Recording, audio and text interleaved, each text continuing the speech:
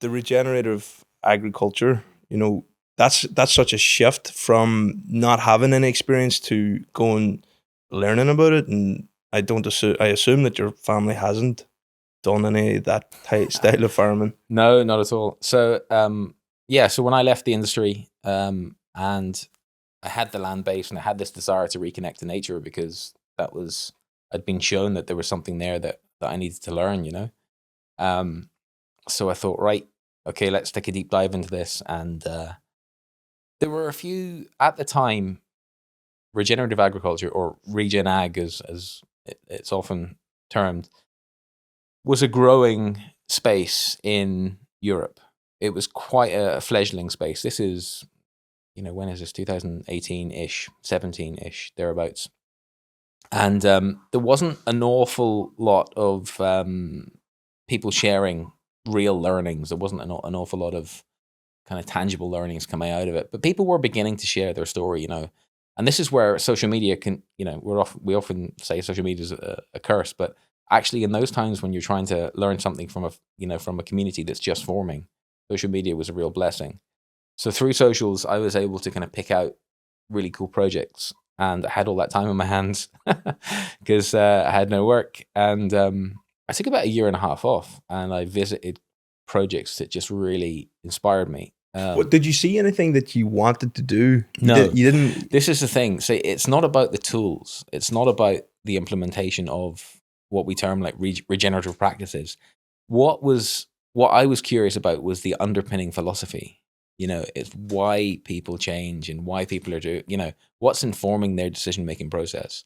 So I visited projects in different parts of the United States, all across Europe. So from, the kind of Mediterranean climates right up into the Nordics. Probably spent a year and a half on the road, touring around an awful lot of projects in the UK, an awful lot, and quite a few in Ireland, but they weren't so, at the time, regenerative agriculture was barely on the lips of any farmers here in Ireland, So it was that journey really that helped me understand and kind of discover the philosophy that I wanted to go into the project. Did you bring it to any farmers in Ireland, or was it ever a conversation with any? There has been since, but at the time, and quite a few. But at the time, I had enough sense at the time to realize that you can't be evangelical about these things. I think our culture in Ireland doesn't really if you were in America, you would shout from the rooftops about it. But in Ireland, you have to take a slower, steadier kind of solution. People are really they're quite conservative in many ways. They want to see it actually in practice and on the ground before they'll kind of take it seriously.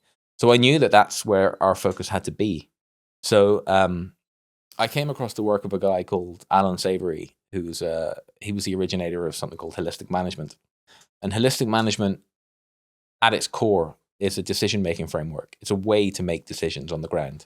And each decision that you make balances what we term the triple bottom line. And the triple bottom line is people, place or ecology, and economy. Because if any one of those segments are missing, then the system doesn't work. We can have the most beautiful nature preserve possible, but if it's not financially viable, then it's hand to mouth. It's not truly regenerative. So the work of Alan Savory really inspired us. I talk. You'll hear me say us a lot of the time, but at the time it was me. It was the royal we. But I began experimenting with the grazing strategies that were developed by Alan Savory under the work of holistic management. And grazing sounds so simple, right? Because when I was a kid, it was just a case of you open a gate, you put animals in, and you close the gate. You come back when there's nothing left, But that's not building complexity in a system. That's not encouraging grass plants or forage species to develop deeper roots that are really important for nutrient cycling and for the system to be resilient in the face of a changing climate. Do you mind me asking, how confident did you feel going into this? Not very, but because it's so different to being an engineer. It's very different. I didn't feel very confident, but I was really curious, and I knew that I couldn't go back.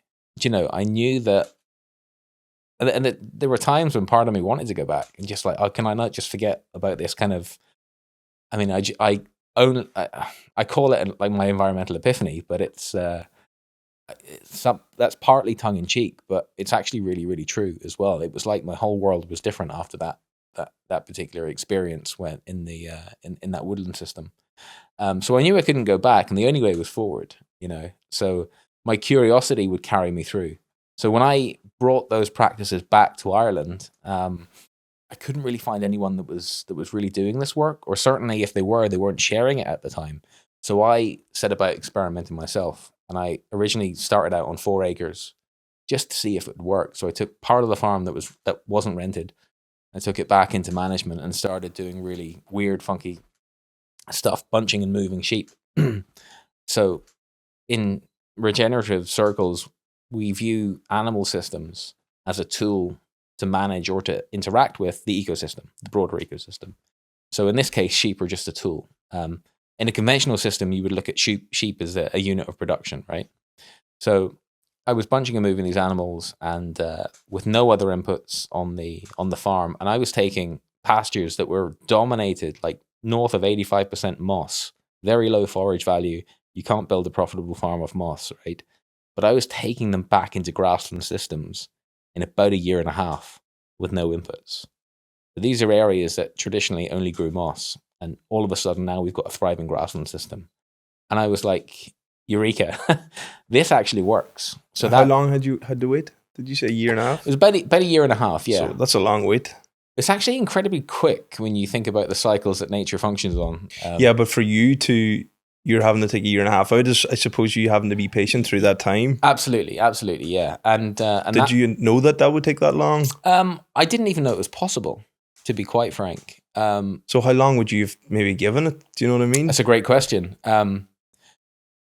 When we're designing interventions for regenerative agriculture, so some of the work that we've since gone on to do is consultancy, where we kind of help farmers through this transition from high input conventional agriculture into a regenerative zero input, more profitable kind of theme.